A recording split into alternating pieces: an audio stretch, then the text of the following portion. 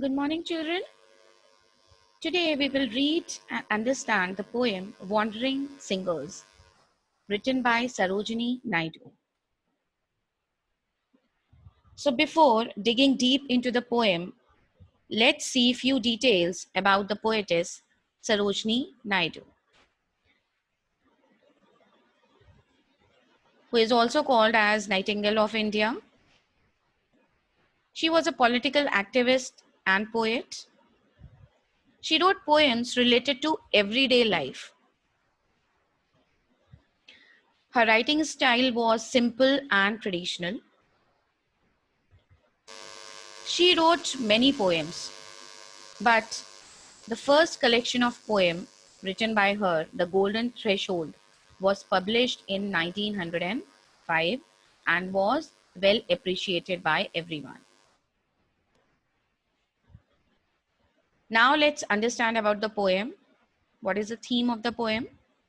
This poem is about the band of folk singers who wander from place to place to spread the message of love through their singing. To the wandering singers, all mankind are like their extended family, and the world is their home. The songs that they sing were about heroic deeds and battles, as well as passionate love and great tragedies. Their songs constituted a rich store of folk literature full of legends and myths about the past. The wandering singers have no dreams or hopes of their own. They think that they are destined to live like this. Now, let's read and understand the poem. Wandering Singers. So, what is meant by wandering?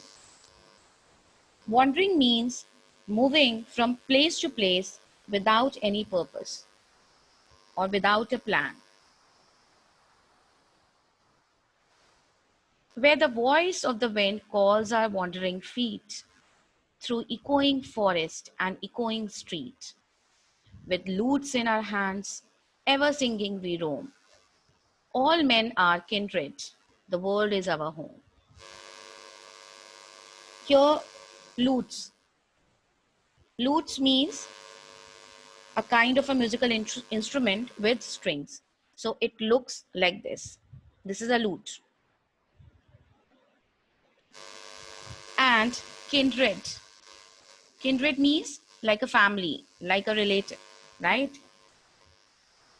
So this poem is about the wandering singers who love their wandering lifestyle and are happy to keep traveling forever.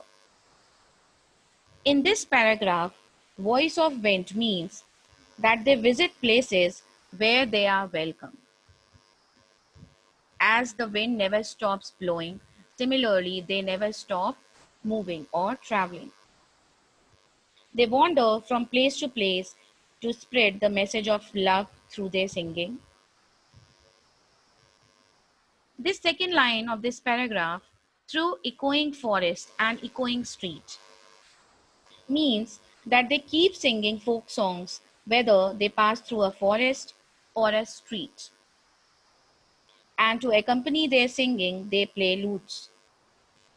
They see whole world as their home with no difference between forests, streets and cities. They see everyone as their family. So the entire world is their home. Our lays are of cities whose luster is shed, the laughter and beauty of women long dead, the sword of old battles, the crown of old kings, and happy and simple and sorrowful things. Here, lays means songs. Cities whose luster is shed. It means the cities which were once famous, but now they have lost their glory. So they sing about those cities which were once famous but have now lost their glory. They sing about beauty and glory of the women who died long ago. So this line, beauty of women long dead, means They talk about, they sing about those women. They tell us about those women who were beautiful, who were famous, but they are now dead. No one remembers them.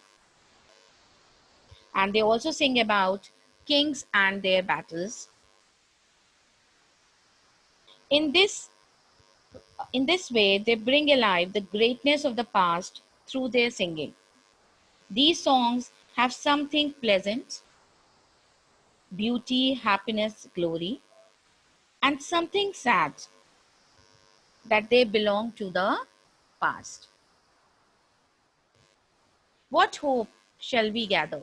What dreams shall we sow? Where the wind calls our wandering footsteps, we go. No love bids us tarry, no joy bids us wait. The voice of the wind is the voice of our fate. Bids us tarry means no one asks us to stay, or no one can ask us to stay. So what is the meaning of this entire paragraph? That these wandering singers don't dream or plan the way other people do. Why? Because their lives do not follow a fixed or a regular pattern. Their destiny is as changeable as the changing direction of the wind. They have no bonds of love or joy that could bind them to a place. Their destinations keep changing like the wind. They wander wherever they may feed themselves and their families, leaving their future in the hands of fate. So, children, this poem is a simple description of some tribal communities in India, the way they live, and their outlook on life. That's all for today. Thank you.